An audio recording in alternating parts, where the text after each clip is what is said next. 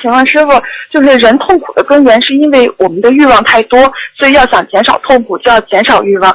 但是就是减少欲望、节制欲望本身就会带来新的痛苦，就是这两个观点应该怎么样去圆融呢？很简单，因为你节制的是人间的欲望，所以会给你带来人间的痛苦。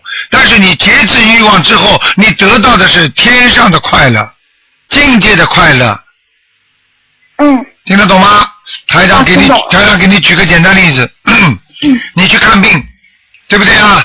那么你去看病，你这里肠胃痛了，医生呢给你打针，打针的时候你是不是本来已经很痛了，再给你增加针头的痛苦？